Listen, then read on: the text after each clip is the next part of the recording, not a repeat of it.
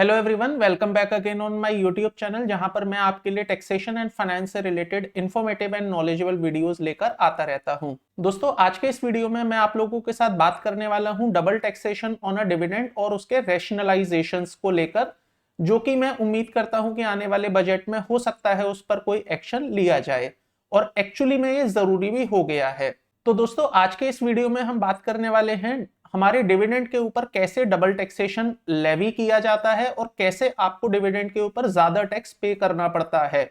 साथ ही साथ हम देखेंगे डिविडेंड में पहले क्या होता था और आज के प्रेजेंट सिनेरियो में टैक्सेशन किस प्रकार से लगता है, और साथ ही साथ अब इसमें क्यों जरूरत है रैशनलाइजेशन करने की। तो आइए आज का वीडियो करते हैं स्टार्ट।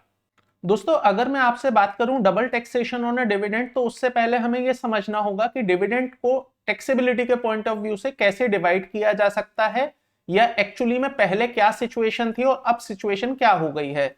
तो दोस्तों, अगर मैं हिस्ट्री पर चलूं तो 1997 से 2022 तक डिविडेंड शेयर होल्डर के हाथ में एग्जेम्प्ट हुआ करता था। जो लोग उस समय पर अपने टैक्स रिजीम में रहे हैं उन सबको इस बात का आइडिया होगा कि 1997 से लेकर 2020 तक आपके हाथ में डिविडेंड पर कोई भी टैक्स नहीं लगता था।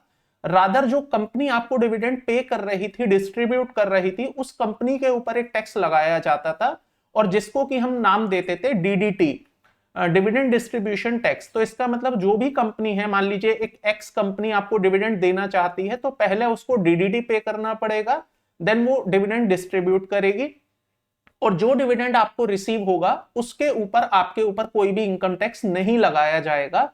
यह सिचुएशन दोस्तों 2020 तक चली थी। हालांकि इस बीच में बहुत सारे अमेंडमेंट्स, मॉडिफिकेशंस भी इस पूरे प्रोविजन में किए गए थे, बट 2020 में फाइनली लॉ अमेंड हो गया और कंप्लीटली हमारा जो डीडीटी लगा करता था कॉर्पोरेट्स के ऊपर, उसको एबॉलिश कर दिया गया।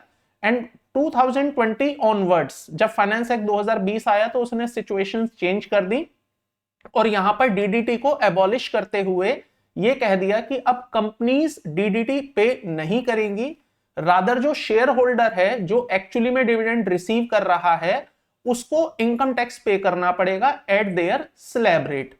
तो यहां पर सिंपल सी एक बात कही गई कि जितना भी डिविडेंड शेयर होल्डर्स को रिसीव होगा, जो भी शेयर होल्डर के हाथ में आएगा, वो यहां पर टैक्सेशन में पॉइंट किया जाएगा। अब दोस्तों, शेयर होल्डर का टैक्सेशन कैसे डिसाइड होता है, तो ये इस बात पर निर्भर करता है कि आप रेजिडेंट हैं या आप नॉन रेजिडेंट है। तो शेयर होल्डर अगर रेजिडेंट है तो डिविडेंड कैसे टैक्सेबल होगा, वेयरएज अगर शेयर होल्डर नॉन रेजिडेंट है तो कैसे टैक्सेबल होगा। बट एक बात कंफर्म्ड है कि चाहे शेयर होल्डर रेजिडेंट हो चाहे नॉन रेजिडेंट हो, अब दोनों ही परिस्थितियों में यहां पर शेयर होल्डर को ही इनकम टैक्स पे करना है। So dividend are tax in the hands of resident individual share holder as per the tax slab rate as well as for non resident. इसका मतलब रेजिडेंट के जो स्लैब रेट है वो अपना इनकम टैक्स पे करेगा, और अगर नॉन रेजिडेंट यहां पर डिविडेंड रिसीव कर रहा है या डिविडेंड की इनकम अर्न कर रहा है, तो उसको अपने स्लैब रेट के अकॉर्डिंग यहां पर इनकम टैक्स पे करना पड़ेगा। अब यहां पर बात कर लेते हैं हम सबसे पहले रेजिडेंट्स के केस में क्या होगा। तो दोस्तों, अगर कोई डिविडेंड रेजिडेंट रिसीव कर रहा है तो उसका टैक्स रेट वेरी कर जाता है। कैसे वेरी करता है, हम ये समझते हैं। देखिए, रेजिडेंट्स के लिए यहां पर अब इंडिया में दो स्कीम्स हैं, एक ओल्ड रिजीम, एक न्यू रिजीम। ओल्ड रिजीम में आप सब जानते हैं 10 लाख रुपए की इनकम से ऊपर अगर आप इनकम कमाते हैं तो वो फ्लैट फिर 30% में आ जाती है। इसका मतलब 10 लाख तक तो आपका स्लैब चलेगा, और 10 लाख से ऊपर जितनी भी आप इनकम कमाएंगे वो फ्लैट 30% पर टैक्स होती है। वेयरएज अगर आप न्यू रिजीम की बात करते हैं तो न्यू रिजीम में 15 लाख रुपए तक तो स्लैब रेट चलता है, और उसके बाद फिर फ्लैट 30% में आ जाते हैं आप। तो मैं यहां पर एक एग्जांपल या सिचुएशन ले रहा हूं जिसमें मैं ये अज्यूम करके चलता हूं कि आप 10 लाख रुपए से ऊपर की इनकम कमाते हैं इन अ ओल्ड रिजीम, वेयरएज आप 15 लाख रुपए से ऊपर की इनकम कमाते हैं इन अ न्यू रिजीम। तो यहां पर जो आपका इफेक्टिव टैक्स रेट निकल के आता है ना दोस्तों, डिविडेंड की इनकम के ऊपर, वो आता है 31.2%। अब ये कैसे आता है इसको समझ लीजिए। देखिए, मान लीजिए आपने 15 लाख रुपए की इनकम, 15 लाख रुपए से ज्यादा की इनकम कमाई है, मैं न्यू रिजीम की बात कर रहा हूं, तो आपको जो डिविडेंड रिसीव होगा वो सबसे पहले 30% तो आपसे बेसिक टैक्स मांग लेगा, प्लस 4% का आपसे सेस लिया जाएगा, जिसको कि हम हायर एजुकेशन सेस के नाम से जानते हैं। तो जब आप 30% और 4% ऑफ 30% करेंगे तो वो इफेक्टिवली 31.20% ही निकलेगा। तो यहां पर मैंने लिखा हुआ है tax payer whose total taxable income exceeds ₹10 lakh in a old tax regime और 15 lakh in a new tax regime, तो उनके लिए जो इफेक्टिव टैक्स रेट निकल कर आएगा वो 31.2% निकल कर आता है। अब दोस्तों इतना ही नहीं, केवल 31.2% से काम नहीं चलता, इसको फर्दर इंक्रीज कर दिया जाता है 35.88% तक, 35.88% तक इंक्रीज कर दिया जाता है। किस चीज से इंक्रीज किया जाता है? सरचार्ज से। तो दोस्तों अगर आपकी इनकम 50 लाख रुपए से ऊपर हो जाती है तो डेफिनेटली आपको सरचार्ज भी पे करना पड़ेगा एट द रेट ऑफ 10%, और अगर 1 करोड़ से ऊपर हो जाती है तो फिर आपको उस केस में सरचार्ज भी ज्यादा पे करना पड़ेगा, जो कि 15% हो जाता है। तो आपको जो डिविडेंड की इनकम रिसीव होती है, अर्न होती है, उस पर आप बेसिक टैक्स तो दे रहे हैं 30%, 4% का आप एजुकेशन सेस दे रहे हैं, वेयर एज आप सरचार्ज भी पे कर रहे हैं। तो यहां पर जो आपका टैक्स रेट है ना दोस्तों, वो इफेक्टिवली 35.88% तक चला जाता है। और इतना ही नहीं दोस्तों, ये जो डिविडेंड आपको मिला है, ये जिस कंपनी ने आपको डिविडेंड दिया है, तो उस कंपनी ने भी अपना इनकम टैक्स पे करने के बाद आपको डिविडेंड दिया है। तो ये तो आप सब लोग जानते हैं कि प्रॉफिट आफ्टर टैक्स जो कंपनी बचाती है उसी में से वो आपको डिविडेंड देती है। तो मान के चलते कंपनी ने 100 रुपए की इनकम कमाई, तो 100 रुपए में से सबसे पहले वो अपना इनकम टैक्स पे कर देगी, जिसको कि हम कॉर्पोरेट टैक्स के नाम से जानते हैं। देन जो प्रॉफिट आफ्टर टैक्स बचेगा इन दी हैंड्स ऑफ कंपनी, उसी में से वो डिविडेंड डिस्ट्रीब्यूट करेगी। हालांकि यहां पर डीडीटी नहीं है, बट स्टिल कंपनी ने पहले अपना इनकम टैक्स पे किया, देन उस बचे हुए पैसे में से ही उन्होंने आपको डिविडेंड पे किया है। तो यहां पर 25.17% का कॉर्पोरेट टैक्स भी लग जाता है। अब ये कैसे लगता है, देखिए कंपनी में लोअर साइड पर ही ले रहा हूं, जो minimum rate of company tax है, तो 22% का कंपनी को इनकम टैक्स पे करना पड़ता है। Then it is further increase by the 10% surcharge अगर कंपनी की इनकम 1 करोड़ से ज्यादा हो जाती है, and further increase by 4% education cess. तो यहां पर टोटल जो कंपनी का इफेक्टिव टैक्स रेट है वो 25.17 निकल कर आता है। तो जब आप इसे कंबाइंड लेवल पर देखते हैं at the hand of share holder, तो यहां पर आप पाएंगे कि कंपनी से डिविडेंड जब इनकम अर्न होती है बाय द शेयर होल्डर, उस पर शेयर होल्डर को इफेक्टिवली 48.51% की कॉस्ट आ जाती है इन रेस्पेक्ट ऑफ टैक्सेशन। इसका मतलब कंपनी ने जो पैसा कमाया उस पर पहले कंपनी इनकम टैक्स पे करती है, देन उस बचे हुए पैसे को शेयर होल्डर को डिस्ट्रीब्यूट करती है, देन शेयर होल्डर उस पर अपनी इनकम टैक्स लाइबिलिटी सेटल करता है एट देयर स्लैब रेट। तो रेजिडेंट्स के केस में ये जो कॉस्ट है या ये जो टैक्स का रेट है वो 48.51% तक चला जाता है, विच इज क्लोज टू 50%। और अगर सिनेरियो बदल जाते हैं, मतलब इनकम बहुत ज्यादा हो जाती है, तो उस केस में ये फर्दर इंक्रीज किया जा सकता है। जैसे आप रेजिडेंट हैं और आपकी इनकम अगर बहुत ज्यादा हो जाती है, तो वहां पर आपका जो सरचार्ज का रेट है वो भी 15% तक बढ़ाया जा सकता है। हालांकि डिविडेंड के ऊपर मैक्सिमम सरचार्ज 15% ही रहता है इन एनी केस। तो यहां पर अगर आप 15% के हिसाब से भी देखेंगे तो बहुत ज्यादा आपके ऊपर टैक्सेशन लायबिलिटी अराइज हो जाती है। लेकिन दोस्तों अगर यही मैं बात करूं नॉन रेजिडेंट्स के केस में, तो यहां पर सिनेरियो अलग है, और नॉन रेजिडेंट्स को डेफिनेटली डिविडेंड की इनकम के ऊपर बहुत कम टैक्स पे करना पड़ता है। तो non residents are liable to pay flat tax on a dividend at 20%, which is increased with a cess of 4%, result in effective taxation of 20.8%। तो नॉन रेजिडेंट्स के केस में दोस्तों डिविडेंड ना फ्लैट रेट से टैक्सेबल है, जो कि 20% है। इसका मतलब उनका स्लैब रेट क्या है वो एक तरफ रख देते हैं, still they are required to pay dividend tax at 20%, जिसको कि अगर हम 4% से और इंक्रीज कर दें एजुकेशन सेस से, तो वो यहां पर 20.8% निकल जाता है। हालांकि सरचार्ज भी इनके ऊपर एप्लीकेबल होता है अगर इनकी इनकम 50 लाख से एक्सीड कर जाती है।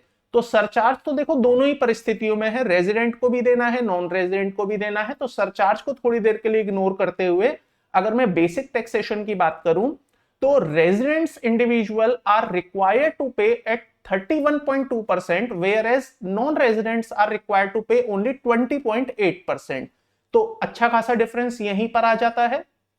अब दोस्तों फर्दर नॉन रेजिडेंट्स को एक बेनिफिट और मिलता है, which is the DTA benefit, double taxation avoidance agreement. तो इंडिया की कुछ कंट्रीज के साथ डबल टैक्सेशन अवॉइडेंस अग्रीमेंट है, जिसको कि हम टैक्स ट्रीटीज कहते हैं।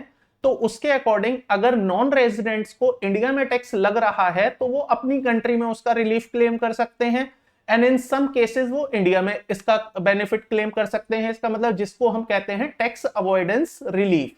तो ऐसे में अगर वो डबल टैक्सेशन अवॉइडेंस अग्रीमेंट के अंदर कवर होते हैं तो ये जो इनका 20% का मैंने ऊपर आपको रेट बताया, इसको डिक्रीज कर दिया जाता है 5% से 15% तक in most of the cases. ये डिपेंड करता है कि आप किस कंट्री से बिलोंग करते हैं और उस कंट्री के साथ इंडिया का डीटीए किस प्रकार से डिजाइन किया गया है। तो इसका मतलब नॉन रेजिडेंट्स को यहां पर एक अच्छा खासा रिलीफ मिल जाता है in respect of dividend income और उसके ऊपर लगने वाले टैक्सेस को लेकर। अब दोस्तों एक एग्जांपल के थ्रू मैं आपको इलस्ट्रेशंस के थ्रू एक्सप्लेन कर देता हूं कैसे resident are required to pay more tax on a dividend, whereas non residents are required to pay less tax on dividend income. तो यहां पर देखिए मैंने दो कैटेगरी बना दी है। सबसे पहले आपके सामने है रेजिडेंट, फिर है नॉन रेजिडेंट। एक एग्जांपल ले लेते हैं। मान लीजिए 1 लाख रुपए का कंपनी ने प्रॉफिट कमाया है। दोनों ही सिनेरियो में, मतलब नॉन रेजिडेंट के केस में कैसे होगा और रेजिडेंट में कैसे होगा, दोनों ही सिनेरियो आपके सामने है। सेम इनकम कंपनी ने कमाई है 1 लाख रुपए की। तो सबसे पहले तो कंपनी अपना इनकम टैक्स पे करेगी। तो जैसा कि मैंने बताया कंपनी का इफेक्टिव रेट ऑफ टैक्स है 25.17, दोनों ही सिनेरियो में सेम रहेगा। तो यहां पर 25,170 रुपए का इनकम टैक्स कंपनी पे करेगी, चाहे रेजिडेंट का केस हो चाहे नॉन रेजिडेंट का केस हो। नाउ प्रॉफिट आफ्टर टैक्स जो कंपनी ने अपने टैक्स पे करने के बाद प्रॉफिट बचाया है वो है 74,830, और इस वाले केस में भी सेम है। अब मैं मान के चलता हूं कंपनी अपना 100% प्रॉफिट डिस्ट्रीब्यूट कर रही है। इसका मतलब जितना भी कंपनी ने प्रॉफिट कमाया वो पूरा का पूरा डिस्ट्रीब्यूट कर देती है।